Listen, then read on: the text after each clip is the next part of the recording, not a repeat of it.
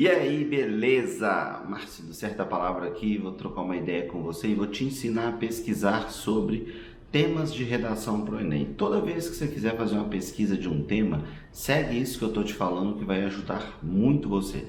Sou professor há muitos anos, eu tenho muita experiência com isso, né?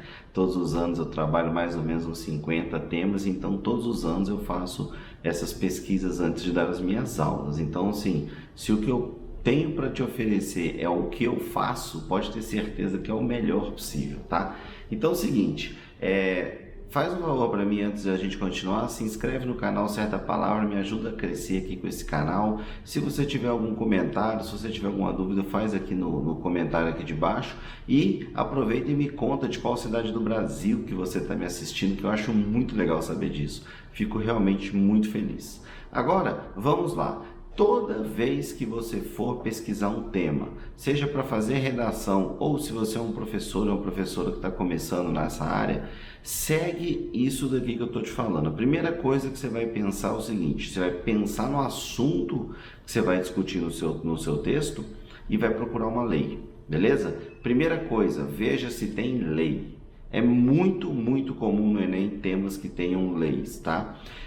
Racismo 2016, intolerância religiosa 2016, violência contra a mulher em 2015, o Enem de 2017, os desafios para a formação educacional do Sul tem a lei da inclusão, 2019 é do cinema, democratização, tem leis relacionadas a cinema, 2020, 2021, 2022 vai ter e por aí vai. Então lembra, sempre procure a lei. Por que você vai procurar a lei? Porque se tiver uma lei no tema, quer dizer que o assunto já é debatido, quer dizer que o governo já faz alguma coisa, quer dizer que a sociedade já está se mexendo para melhorar a situação que está acontecendo. Então, é muito importante para você já saber de qual pressuposto que você já parte, sabe? Se você vai falar assim, porra, vou argumentar a ausência de uma lei, necessidade dessa lei, propósito de intervenção, criar uma lei. Aí você já não vai fazer isso. E se tiver uma lei, você já vai começar a pensar, pô, se existe a lei, qual o problema que está acontecendo? Por que está acontecendo esse problema?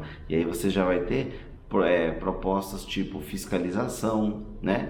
Igual o Enem de 2017, a formação educacional dos surdos. Existe a lei da inclusão, mas se os surdos não estão incluídos, o que você vai fazer? Melhorar a fiscalização. Depois de você pensar na lei, você pode pensar, além das leis, você pode pensar nas políticas públicas governamentais. Essas políticas públicas, elas podem ser, por exemplo, aquelas academias de terceira idade que estão espalhadas pelas cidades, pode ser também um complemento de lei para determinada situação, a vaga específica do idoso em shopping, na rua, vaga de deficiente, entre outras ações. Pode ser uma propaganda pública, por exemplo, o tema da dengue. Não tem uma lei para dengue, né, cara? Eles não vão, criar uma lei, é proibido pegar os outros, não vai rolar. Então, o que acontece? O que acontece é que tem políticas públicas, tipo propagandas governamentais.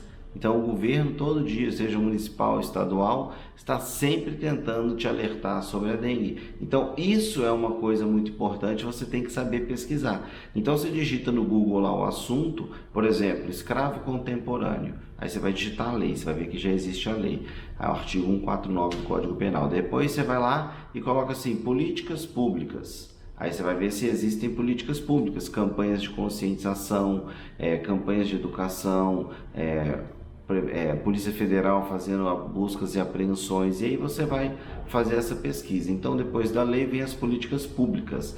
Depois de políticas públicas, é muito importante você pesquisar assim, o tema e coloca do lado assim, dados, tá? Então, vamos supor que você está pesquisando o tema da AIDS. E para o tema da AIDS, você vai lá e coloca assim, AIDS Dados Brasil, no Google. A partir do momento que você fez isso, você coloca lá a ferramenta, pesquisar por data no último ano, que vão vir os dados mais recentes, tá? Eu vou te contar um caso aqui, cara. Teve um aluno que ano passado ele estava escrevendo a redação e colocou um dado, e como eu tinha feito a pesquisa para aula, eu sabia que aquele dado estava errado, né? Aí só de curioso eu entrei no Google lá, digitei a frase que ele escreveu e o dado era tipo 2015, cara. O cara em 2021 fazendo a redação, usando dados de 2015, ele nem teve o trabalho ou nem sabia fazer a pesquisa correta, que era ir lá buscar o dado mais recente. Então, muita atenção nisso. Colocou o dados no Google para pesquisar, pesquisa também lá na ferramenta de busca últimos dados, assim, último ano e por aí vai, tá joia? Então lembra, muito importante ter dados. Por quê? Porque o dado, ele te dá a sensação de que se o problema ele é muito alarmante ou pouco alarmante. E os dados também vêm no texto motivador. Então você não precisa decorar dados loucamente, mas você tem que ter uma noção muito boa. Porque, vamos lá, o dado do Enem, do estigma associado às doenças mentais, estava dizendo que 11,5% da população brasileira tem depressão.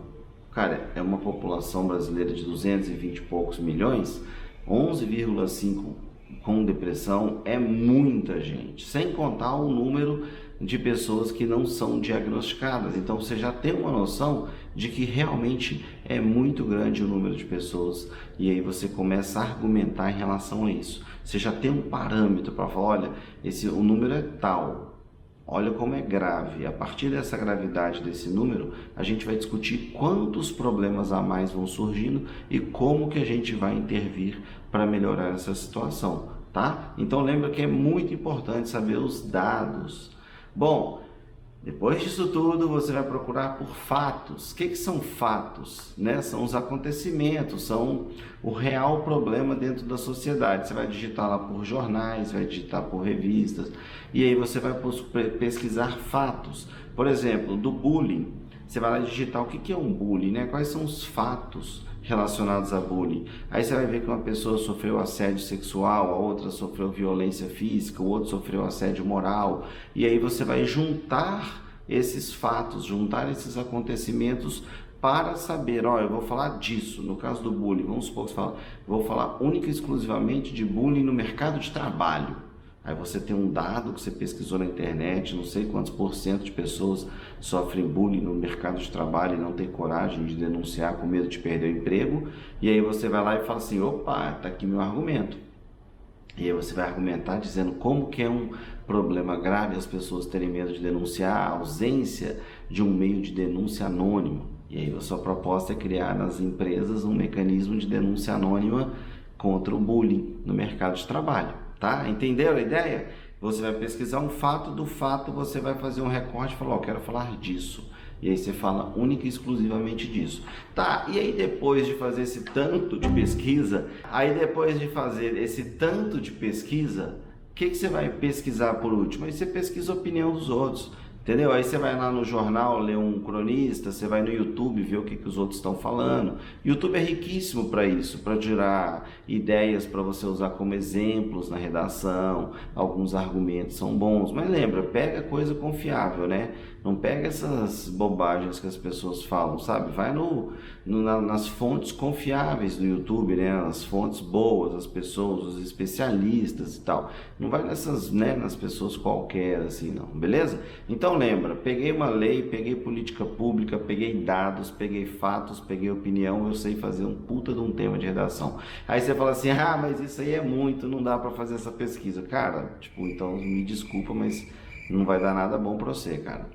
Tem que fazer pesquisa, você tem que criar seus próprios repertórios, você tem que saber de várias coisas, porque, vou te dar um exemplo, se você faz o tema da AIDS muito bem feito, você sabe fazer o mesmo tema AIDS, você sabe fazer DSTs e ISTs, você sabe fazer gravidez precoce, entendeu? Você consegue 3 temas ao mesmo tempo. Se você faz uma pesquisa muito bem feita para um outro tema, por exemplo, bullying. Bullying é um tema meio bobo, mas ele é um tema que suporta 90% dos próximos temas que virão no seu Enem. Provavelmente você não sabia disso, né? Você sabia disso?